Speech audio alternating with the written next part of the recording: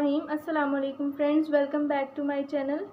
आज की वीडियो में बहुत ही मज़ेदार सा ड्रिंक बनाने जा रहे हैं। आज हम जामी शीरी बनाएंगे।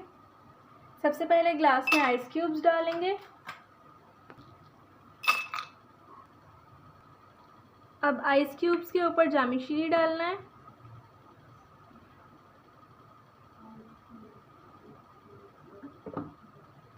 ठंडा पानी डालेंगे और बहुत ही मज़ेदार सा जामी शीरी तैयार होगा।